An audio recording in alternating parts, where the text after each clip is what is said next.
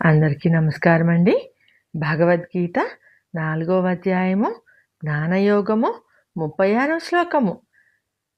అపి చేదసి పాపేభ్యః సర్వేభ్యః పాపకృత్తమః సర్వం జ్ఞానప్లవేనైవ వృజినం సంతరిష్యసి.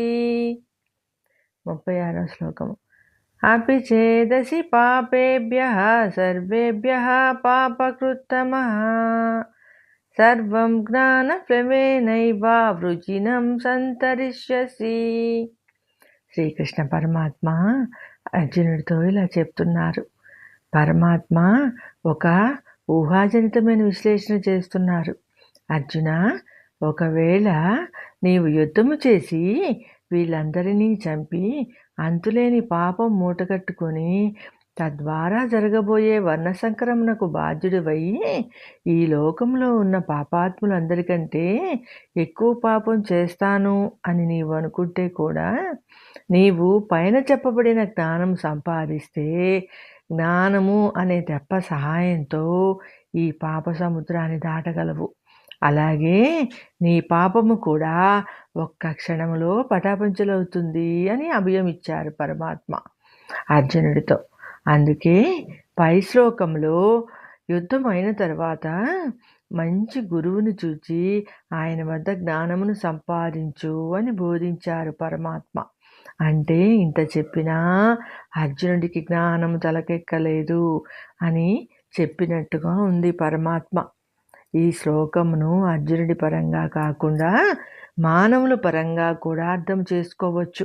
ఎలాగంటే మానవుడు కర్మలు చేయడము, అందులో పాపకర్మలు చేయడము, పాపాలు మూటగట్టుకోవడం సర్వసాధారణమే. కాబట్టి మానవుడు పాపాలు చేసినా కూడా గురువుగారి దగ్గర శిష్యరికము చేసి జ్ఞానమును పొందితే ఆ పాపాలన్నీ పోతాయి. ఈ శ్లోకంలో పరమాత్మ చెప్పదలుచుకున్నది ఏమిటంటే, ఎన్ని మహాపాపములు చేసినప్పటికీ జ్ఞానము సంపాదిస్తే ఆ పాపాలన్నీ హరించిపోతాయి అని చెప్తున్నారు.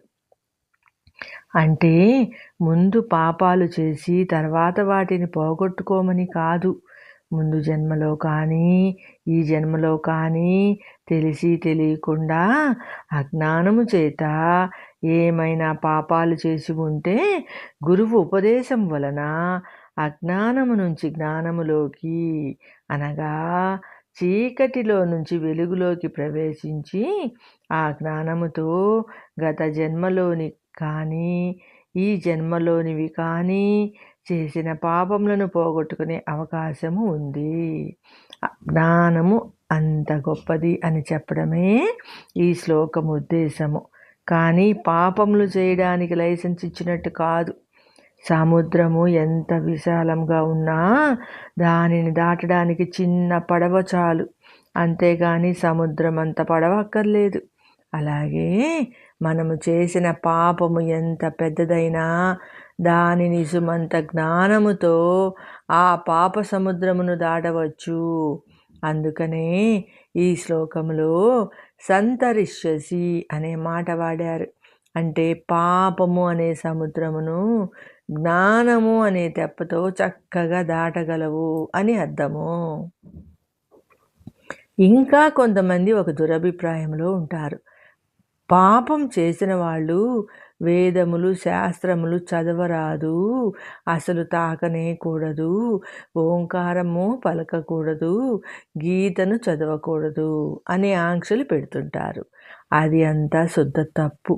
ఈ శ్లోకం ప్రకారము ఎంత గొప్ప పాపి అయినా జ్ఞానము సంపాదించడానికి అర్హుడు అని ఉంది.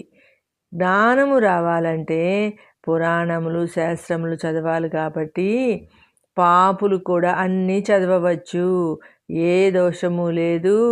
బాగా ఆరోగ్యంగా ఉన్నవాడికి మందు అక్కరలేదు, రోగికే మందు కావాలి. అలాగే పాపము చేసిన వాడికే దానిని పోగొట్టుకోవడానికి జ్ఞానము కావాలి. వారే వేదములు శాస్త్రములు చదవాలి. కాబట్టి పాపాత్ములు కానీ పుణ్యాత్ములు కానీ ఎవరైనా కానీ ఆత్మజ్ఞానం పొందటానికి అర్హులు అని ఈ శ్లోక భావార్థము. సర్వే జనా సుఖినో భవంతండి. జై శ్రీమన్నారాయణ. నెక్స్ట్ 37వ శ్లోకంతో కలుసుకుందామండి.